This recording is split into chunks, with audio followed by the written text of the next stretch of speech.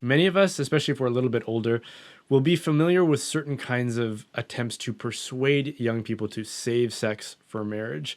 And unfortunately, a lot of these popular methods will rely on superficial analogies and notions of purity or appeals to authority like scripture, which is why I think a lot of people find them unconvincing. What I find a lot of these methods are lacking is an appeal to reason. What are the rational reasons why someone should save sex for marriage? Because if you're trying to persuade somebody, you're trying to compose an argument, but fragmented analogies about purity or appeals to authority like scripture, which isn't universally recognized as authoritative, can often produce really bad or fallacious arguments.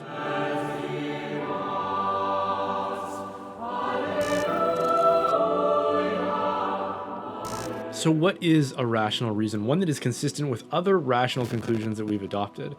Well, I would say the reason to save sex for marriage is very similar to the reason we have locks on our car doors or locks on the front doors of our homes. The reason we have locks on our doors is because we can't always trust strangers to protect our dignity or the effects of our hard work.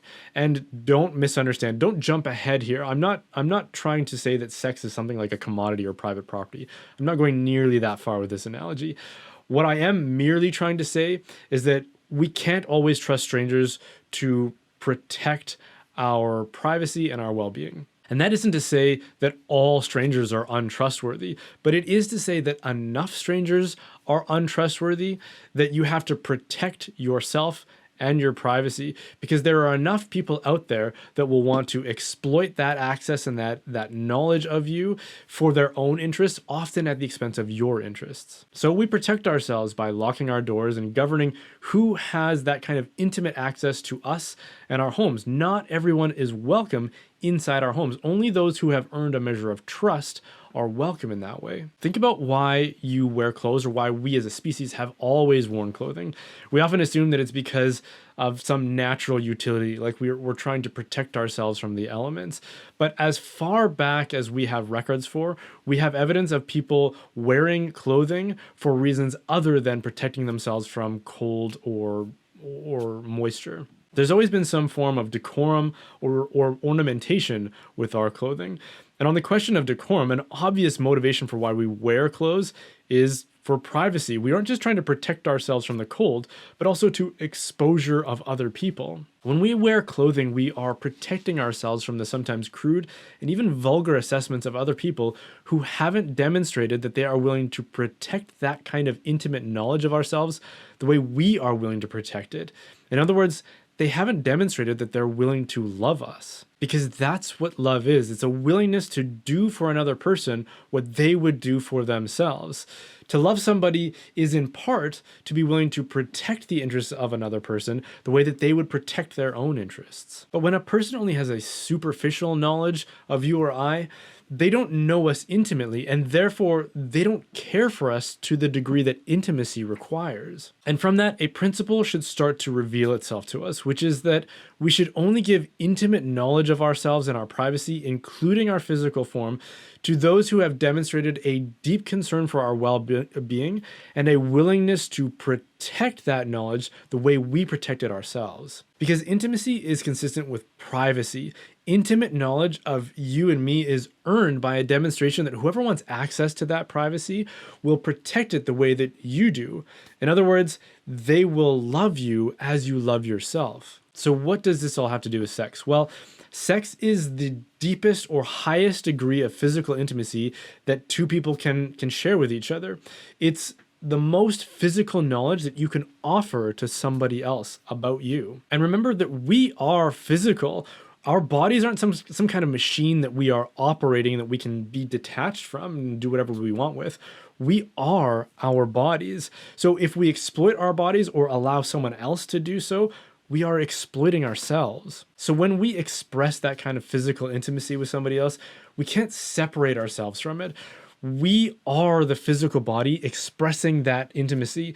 And if that intimacy isn't reflected in a more comprehensive and truly deep intimacy, then it's a lie. And it's an occasion in which we have exposed ourselves to another person who hasn't demonstrated that they deserve that kind of exposure and that kind of access to us in the form of intimacy and privacy. Now you might say, well, it isn't all of me. They don't know my thoughts, my fears, my dreams, or my past.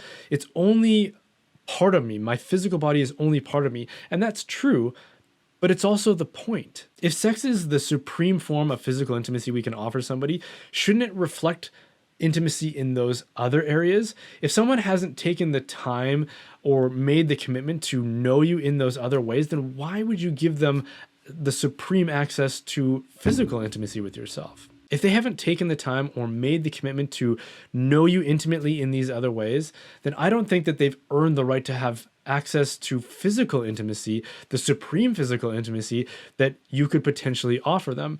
And if they haven't made that kind of a commitment in those other areas, it's probably also a good indication that they don't care to. And that brings me to another point. When someone expects to have full physical intimacy with you, but they aren't willing to know you in these other ways, what does that say about their intentions? It says that they don't care about all these other aspects of your life the way that you do, which is to say they aren't willing to pay the price of loving you, but they still want the benefit of what love can provide them. In other words, they want to use you for their own ends, in this case, pleasure.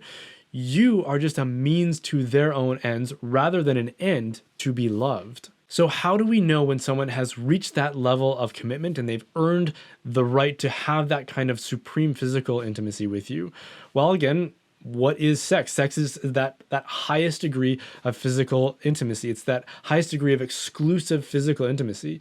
So what kind of relationship is most compatible with that?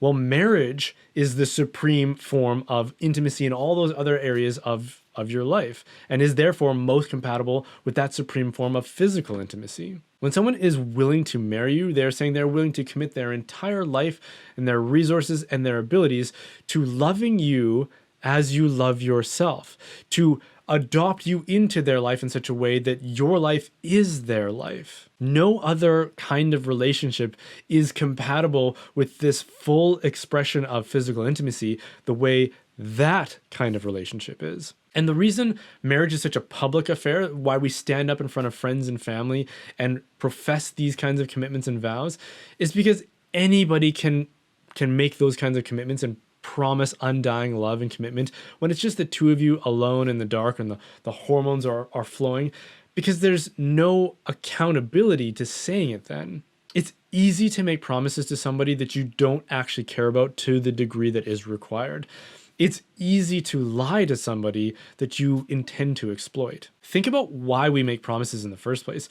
We make promises because we know that we can't trust ourselves to always do the right thing. We know a day may come where we might not feel like doing the right thing, and we need something else to compel us to do that, which is what accountability and commitment provide. To prove our willingness to make that kind of commitment, we also prove our willingness to be held accountable to it, which is why we make those promises and those vows in front of friends and family.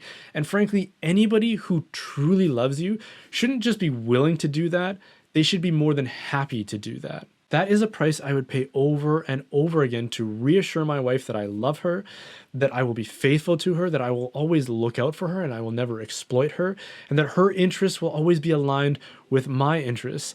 And frankly, the benefit that comes from paying that price is quite high. It's at least as high. Having someone say that back to you is pretty amazing, in addition to the physical benefits that come along with it that we've been talking about this whole time. Thanks for watching. The reason I can continue making content like this is because of the generous support of my viewers. If you feel called to support this work, then consider joining the Reinforcements, which is my online community. There are multiple tiers, including free access for those who can't help financially but still want to join. You can join up at www.brianholdsworth.ca. Certain levels will also get a free gift basket from Glory and Shine, who is a family-owned Catholic bath and body products company whose beard balm I'm wearing right now. It's like aromatherapy for your face. Even if you don't join, they make amazing products, so check them out at gloryandshine.com.